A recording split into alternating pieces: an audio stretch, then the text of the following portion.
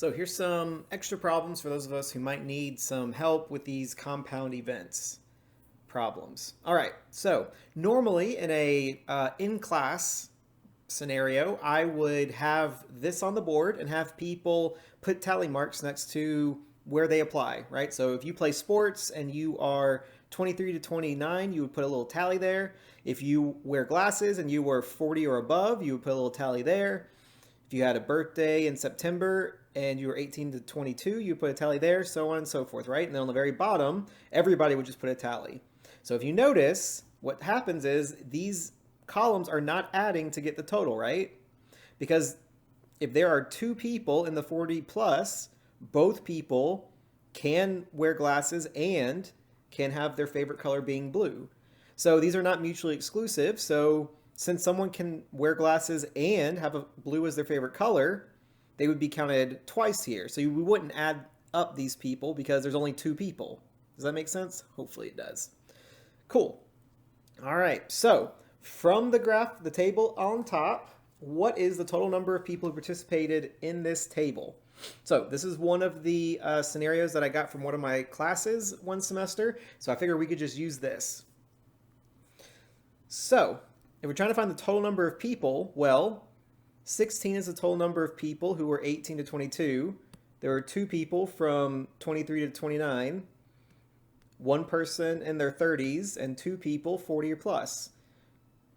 So all we have to do is just add up those numbers. And we get 21. So there are 21 people who participated in this. All right. Number 2. Which method, the classical, empirical, or subjective method, will you use to compute the probabilities for the following tables? So we obviously know it's not the subjective method, right? We said we are never going to use that really in this class. We just talked about it. So the question is it the classical approach or the empirical approach? So remember, the classical approach says that everything is equally likely.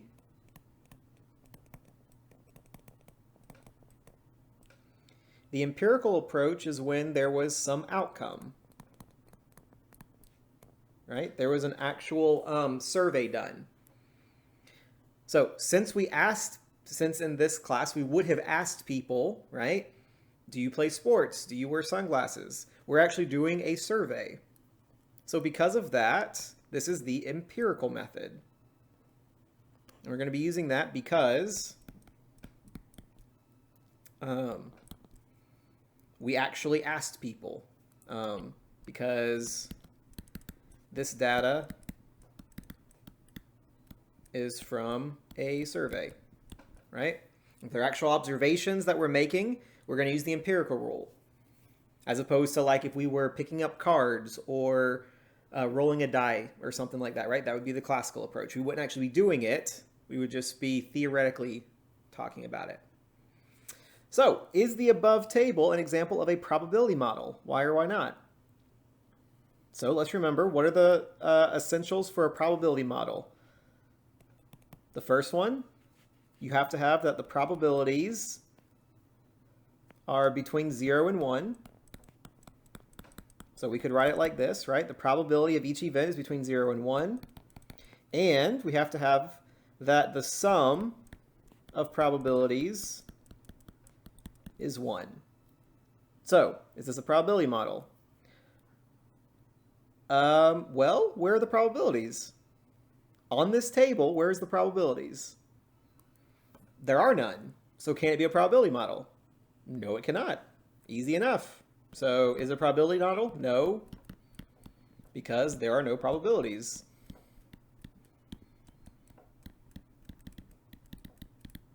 Right? We can figure out probabilities from this table, but the table does not give us a probability, so it cannot be a probability model. All right, number 4. What is the probability that a randomly selected person plays sports? So, the probability that someone plays sports, well, how many people play sports? So it's not just 12, because these 12 people play sports, but they're 18 to 22, right? We also have one person in their late 20s, or mid to late 20s, and then one person in their 30s. So in total, if we added all these up, that would be 14 people who play sports. So we have the total number of people who play sports over the total number of people. And we said when we added up everybody, we had 21. So we have 14 divided by 21, which is about 0.667 if we divide that out. All right. We can make some more space. So that's the probability of playing sports. What's the probability of does not play sports? Well, let's think about this. If there are 21 people in this classroom and 14 play sports, how many people don't play sports? So we could just subtract, right? If these people play sports, then that means 7 people don't play sports. So that would be 7 over 21, which is about 0.333. All right. What is the probability that a randomly selected person is 18 to 22 years old? So if we go back, right, looking at our table, how many people are 18 to 22? So remember, we're not adding all these up because some people can be in multiple rows, right? You can play sports and wear glasses. So how many 18 to 22-year-olds are there? Well, if you look at the total, there's 16 people, right? So we just do 16 divide by the total of 21, and we divide that out. We get about 0.762 if we round correctly. All right. Let's make this a little easier to see. There we go. Number 6. Compute the probability that an event E, where E is the birthday in September. So we're trying to find the probability of a birthday in September. We gotta look how many people have birthdays in September. So if we add up this row, we see that there's only one person with a birthday in September, right? So 1 out of the total, which again, if we add up the total, once again, still 21. So when we do 1 divided by 21, we get about 0.048 if we round to 3 decimals. So interpret the probability from question 4. So question 4, we'll say the sports one, right? So the probability of someone playing sports, we said, was 0.667.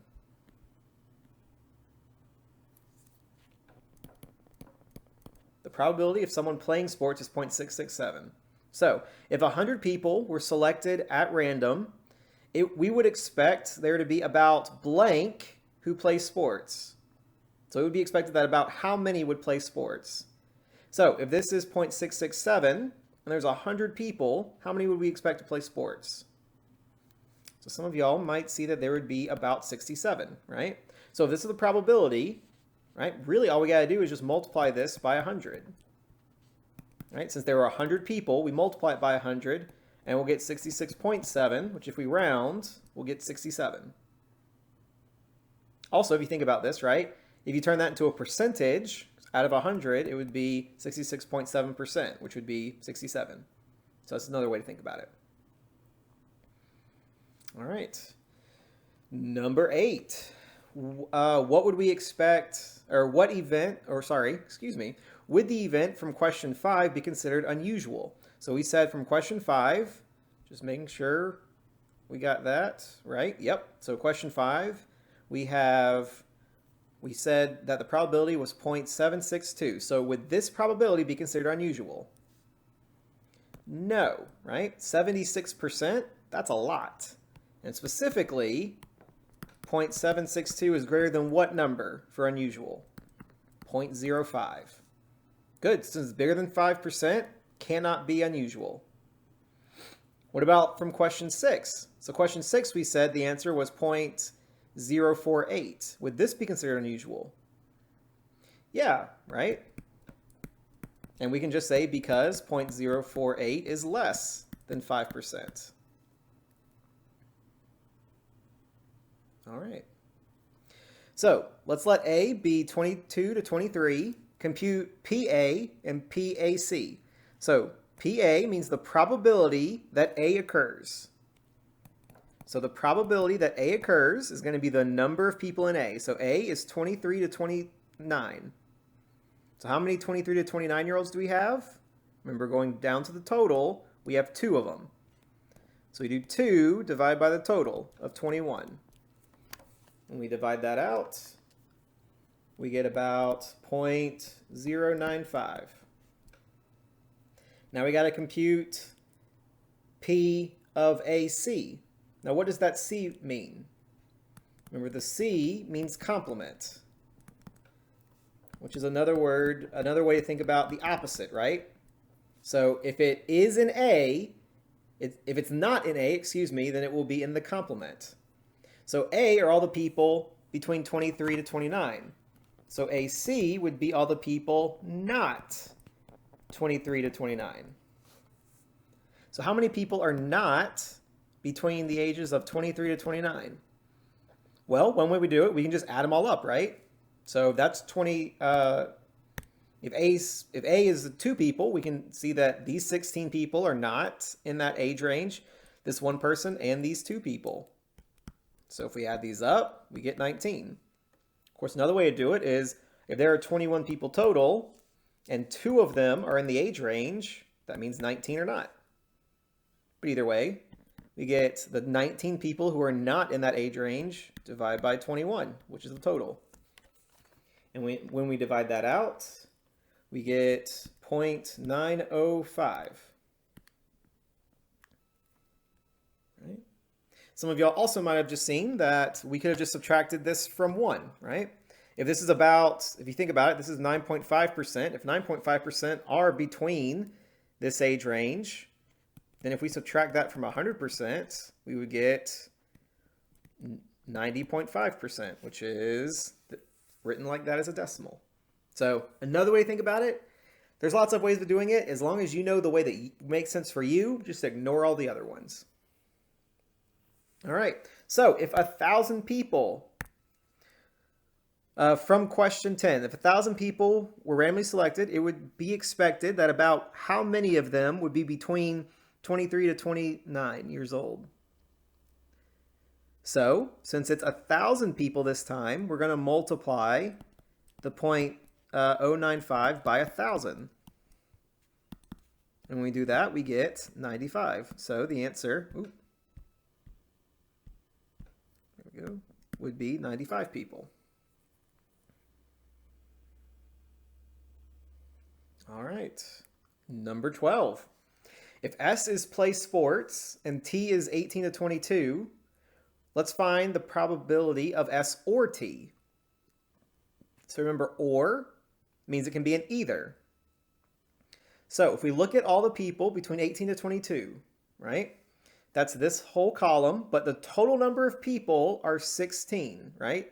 These 16 people are 18 to 22. Now, if we look at all the people who play sports, we can see that it's all these people, right? So if we add those up, that's going to be 14. But notice, if you add these two numbers, 16 and 14, you get 30. But we only have 21 people in this class, right? So hold on a second, what did we do wrong? Well, notice, we've already counted these 12 people, right? These 12 people were counted as 18 to 22. So we don't need to count them a second time. So since we already counted these people, all we need to do is just include the rest of them, right? So we're going to do 16 and 2 extra people because these 2 were not counted in the 18 to 22. So when we add these 2 together, we get there are actually 18 people who are either 18 to 22 or play sports. So we have 18 over 21, which is the total. Remember, the total has to be the bigger number on the bottom. So we get 0.857. So are S and T mutually exclusive? No, they are not, right? And we know that because there are 12 people in both. Another thing you could say, I mean, there's lots of kind of ways of writing this, as long as it makes sense. You could say, no, because you can be 18 to 22 and play sports, right? That makes sense. So not mutually exclusive.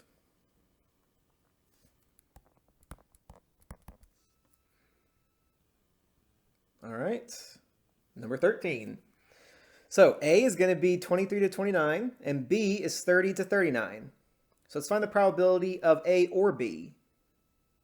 All right, so the total number of people who are 23 to 29 are these two people. The total number of people who are 30 to 39 is this one person. There's nothing in common, right? So we just see that there are 3 people. So 3 out of 21, which if you divide that out, you get about 0.143. Are A and B disjoint? Yeah, remember disjoint is another word for mutually exclusive. So we can see yes. And why? Because you cannot have 2 different ages. Right? You can't be in your 20s and your 30s. That doesn't make any sense. So those would be separate. You can also say there are no numbers in common. There are no people in common. All right. Number 14, 14. So F is, the favorite color is blue, and D is 40 plus. So find P of F or D. All right. So we know that the favorite color is blue are going to be these people, and 40 plus is going to be these 2 people, right? But remember, we can't just add them up because there's going to be some intersectionality, right? What are the ones in common? Well, we can see that these 2 people, their favorite color is blue, and they're 40 plus, so they are going to be counted twice, so we don't need to double count that one. So we get 6 plus 1 plus 1 plus 2, right? These 2 people who are in 40 plus, and then the rest of them who are in blue and not 40 plus. When we add these together, we get 10. So our final answer is going to be 10 over 21, which rounding to the nearest 3 decimals is 0.476. Is F and D mutually exclusive?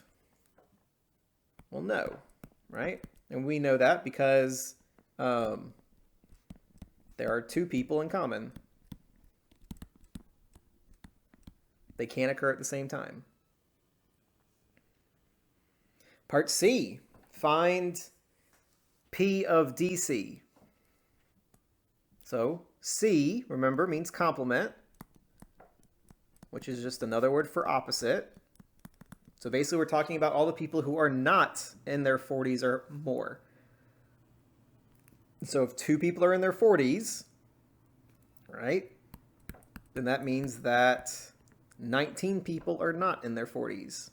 Or we can just add these numbers, which would also get us 19.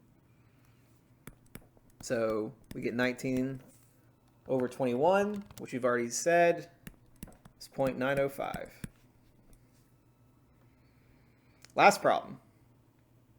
So let's let E be 23 to 29, and G is wears glasses. Find the probability of E or G.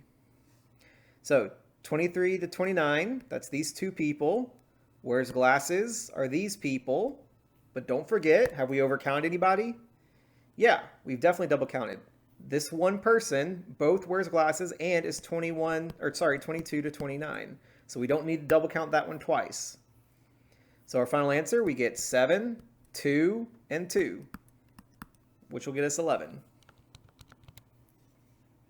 So final answer, 11 over the total, which is 21.